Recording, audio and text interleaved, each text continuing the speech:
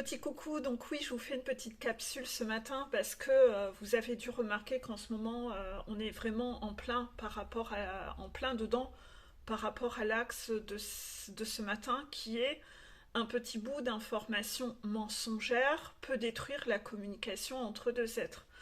C'est une phrase des quatre accords Toltec, oui, le mensonge, mais aussi l'incompréhension, en fait, ou l'information déformée. Donc, en fait, il y a beaucoup de petits bouts d'informations mensongères qui peuvent détruire la communication, oui. Que ce soit fait intentionnellement pour ne raconter que la moitié de l'histoire, pour la détourner et en tirer ce qu'on veut, que ce soit dans le but d'avoir une excuse, de pouvoir se dire qu'on est dans notre bon droit et ça alimente notre paranoïa. Ça peut être, enfin voilà, ça peut être intentionnel dans le but.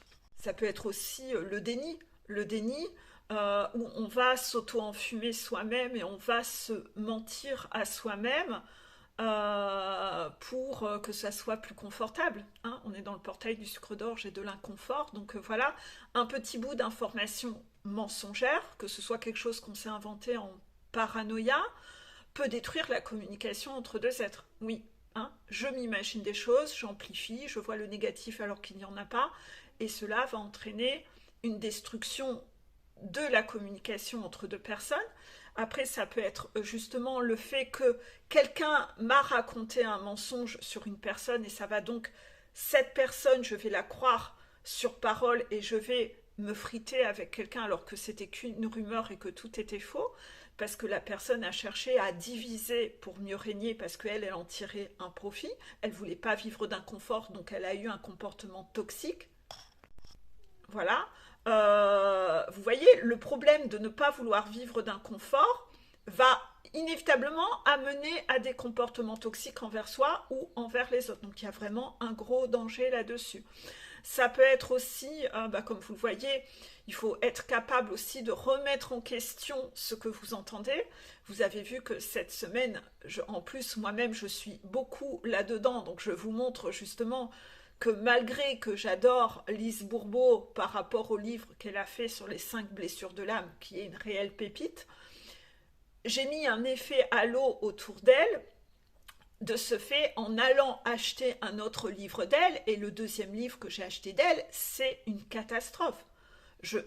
C'est hyper perché, le livre Écoute ton corps, c'est du grand n'importe quoi. Vous avez vu, je vous ai relaté plusieurs extraits qui parlent de ça, où elle estime qu'il faut pardonner à tout le monde, que dans le cas où un meurtrier a tué quelqu'un, il faut avoir autant de compassion envers le meurtrier qu'envers la victime. C'est ultra extrémiste. Et maintenant, elle dit que si vous pensez que vous avez peur d'être violé, vous allez être violé. Enfin, c'est du grand n'importe quoi.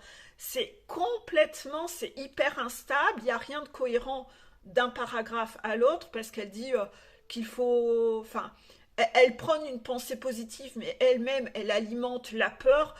C'est très instable, c'est très contradictoire, c'est très bizarre. On dirait qu'elle est partie en vrille dans ce livre. Voilà.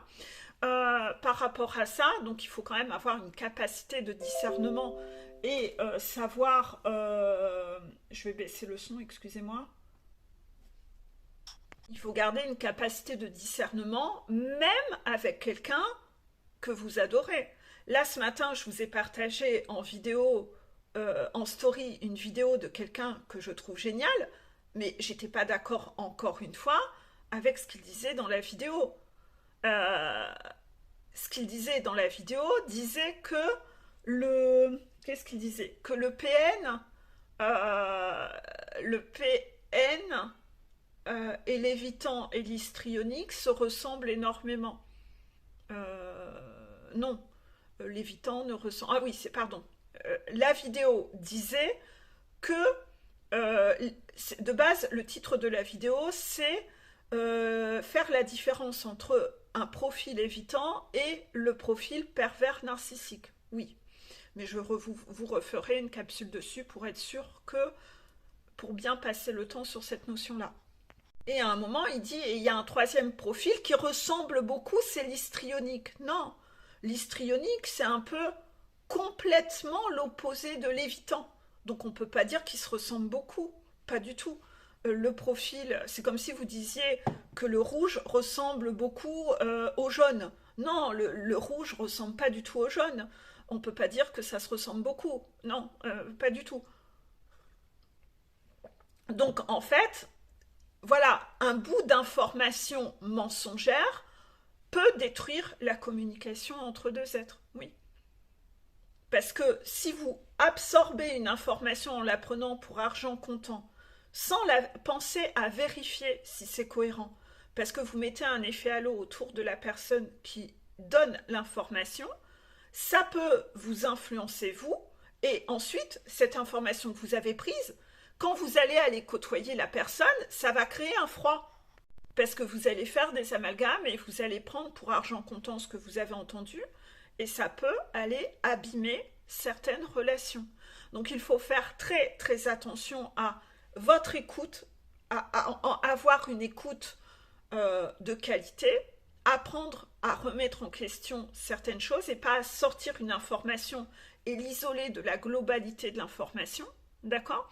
Parce que moi je sais que je fais beaucoup de vidéos qui expliquent les comportements toxiques et les comportements d'un pervers narcissique, mais si une personne n'a que, à un moment, pendant 2 minutes, a eu seulement un comportement toxique, vous n'allez pas prendre que cette information et aller en mode extrémiste, vous partir, filtrer l'information et vous dire, cette personne, ça fait 10 ans que je la connais, pendant 2 minutes, j'ai capté un truc similaire d'un pervers narcissique, allez, c'est un pervers narcissique, je ne lui parle plus.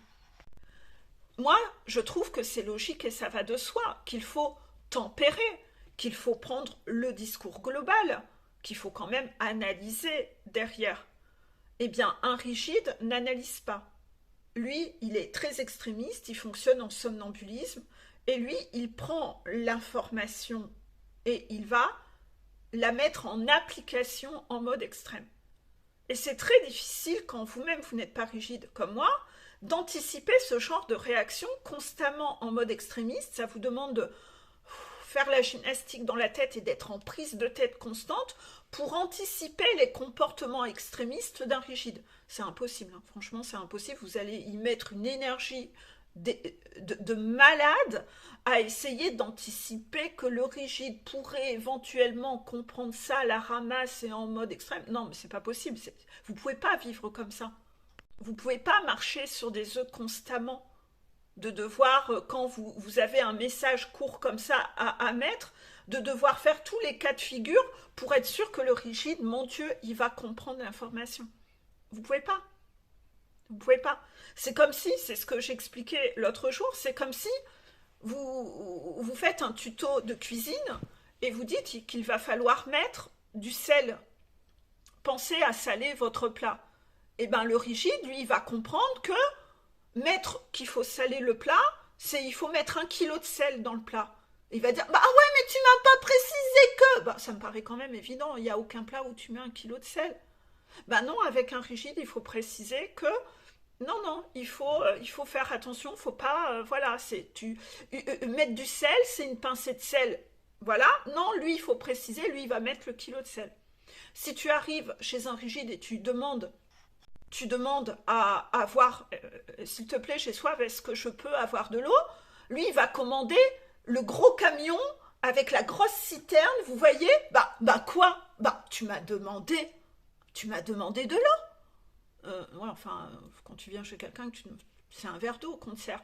Non, avec un rigide, il faut penser à tout préciser parce que le rigide, il part toujours dans l'extrême. Est-ce que c'est à vous d'être en suradaptation parce que le rigide, il est ingérable, il part toujours en vrille comme ça? Non, non, vous ne pouvez pas commencer à être dans la tyrannie, que cette personne prend beaucoup trop de place dans votre tête et que vous soyez en suradaptation à donner, parce qu'à chaque fois, le rigide, il va tout comprendre à l'extrême. Non. On en revient un peu à la phrase de cette semaine. Tout ce que tu perçois par tes sens, tout ce que tu vois avec tes yeux, tout ce que tu entends avec tes oreilles, est souvent une illusion en raison de l'interférence de ton ego. Oui. Donc si tu n'as pas travaillé tes blessures, que tu as encore la blessure d'injustice et que tu as encore cette partie égotique d'ego blessé liée à cette blessure d'injustice, donc l'ego blessé en mode rigide, ben, quand tu entends ce que tu vois, tu vas toujours mettre un filtre, le filtre du rigide, de l'ego rigide. Et donc en fait, c'est là où tu pars dans plein d'extrémismes. Tu ne comprends pas l'information, tu la traduis mal. Tu la traduis mal. Un petit bout d'information mensongère peut détruire la communication entre deux êtres. C'est-à-dire que là, c'est ton ego qui vient mettre un filtre. Et là, je ne vais pas mettre mes lunettes cœur parce que souvent, l'ego va te mettre plutôt un filtre négatif, vous voyez, ou un filtre d'illusion quand même, de paillettes sur les gens toxiques pour que tu n'identifies pas. En tout cas, l'ego va toujours te faire comprendre l'information à l'inverse pour ne pas aller confronter ton inconfort. Donc si tu as peur face à quelqu'un de hyper toxique, il va te dire non mais tout va bien, comme ça tu vas continuer à être en soumission à cette personne toxique. Par contre les gens bien, là, il va essayer de mettre un peu la merde avec les gens bien. L'ego, c'est comme ton petit diable interne qui te donne toujours les conseils de merde et où il faudrait que tu fasses exactement le contraire. Donc tu peux même croire que c'est ton intuition, pas du tout. Tant que tu n'as pas guéri tes blessures de l'âme, ton intuition ne fonctionne pas. C'est ton ego qui te parle.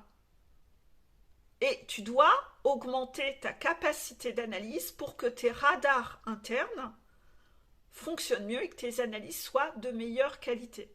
Que tu aies du discernement. Parce que te dire « je le sens, c'est mon intuition ». Non, il n'y a pas de fait, il n'y a pas de preuve, tu te bases sur quoi? C'est quoi ton argumentaire? S'il n'y a pas de fait, que tu n'as pas un argumentaire, c'est pas... Voilà, c'est pas ça. Arrête de dire que c'est ton intuition. Non, c'est ton ego. C'est l'ego de tes blessures. Il y a sûrement une peur, un inconfort que tu cherches à contourner, à éviter. Ne confonds pas les choses. Et tes radars vont fonctionner de mieux en mieux quand tu auras travaillé tes blessures de l'âme et que tu auras guéri tes blessures de l'âme. Car tant que tes blessures sont là, d'accord, eh bien, en réalité, donc les 5 blessures de l'âme, dont je parle toujours en story, je ne vais pas les reciter, ces 5 blessures de l'âme, il y a à chaque fois un ego blessé, et cet ego blessé intervient dans ta capacité d'analyse. Et toi, tu confonds intuition et radar. De toute façon, l'intuition, mettez ça de côté, considérez que vous n'avez pas d'intuition. Analysez. Soyez ancrés. Soyez ancrés, car tout ce que tu t'inventes dans la tête, c'est l'ego. S'il n'y a pas de fait, tu es en train d'inventer, tu es en train de supposer. Soit supposer en extrême namasté, soit à supposer en extrême, en mode paranoïaque, tyrannie, dictateur, dominant. Non. Et tout ça, c'est des mécanismes de fuite dus au fait que tu n'as pas envie de vivre un inconfort. C'est toujours ça le problème de base, c'est la racine. Donc ce mois-ci, on va beaucoup travailler cette histoire d'inconfort, car souvent, toi, tu filtres l'information envers ce qui est le plus facile à imaginer, ce qui est confortable à imaginer, pour ne pas avoir à sortir de ta zone de confort. Et tu traduis souvent l'information en fonction de ce que tu as envie d'entendre, de ce qui est le plus confortable à entendre. Et ça, c'est l'ego. Parce qu'on a personne, tout le monde a envie de vivre la facilité. Et ça, ce discernement, tu l'auras de plus en plus, que tu vas t'éduquer, que tu vas justement écouter et apprendre tout ça. C'est pour ça qu'il y avait la phrase mardi, plus l'homme étudie, plus il devient humble, car à mesure qu'il apprend, il découvre alors l'immensité de son ignorance. Phrase d'Aristote. Et donc, un petit bout d'information mensongère filtrée par ton ego, c'est ton ego qui te ment, et que l'information que tu as reçue, tu l'as mal traduite, peut détruire la communication entre deux êtres. Ah ouais, mais vous verrez que la communication qui sera détruite, ça sera toujours avec les bonnes personnes, étrangement. Parce que le serpent égotique veut garder autour de toi les mauvaises personnes et ses alliés à lui, voyez-le comme un pervers narcissique qui veut avoir ses singes volants, mais par contre, il va essayer de diviser pour mieux régner, il va toujours chercher à vous diviser des bonnes personnes, en vous dictant des discours de peur, mais qui sont jamais bons pour vous. Parce que quand vous écoutez votre ego, vous êtes toujours dans les schémas répétitifs, à reproduire les mêmes erreurs, par peur de l'inconfort, on y revient, qui vous maintient dans cette énergie sucre d'orge où à chaque fois vous faites les mauvais choix. Et donc les mêmes schémas se répètent en boucle, en boucle, en boucle, en boucle. Je ne me voyais pas vous expliquer ça à l'écrit en story par rapport à cette phrase du jour. Ça englobait beaucoup trop de problématiques. En tout cas, je vous fais cette capsule un peu malheureusement à la va-vite, car on pourrait en parler pendant des heures. C'est pas grave. Je redéploierai les différentes choses. Ça a déjà été évoqué sur certains sujets dans d'anciennes capsules. On reviendra sur certaines capsules si besoin. Vous n'aurez qu'à me demander en consultation de réaborder certains points précis.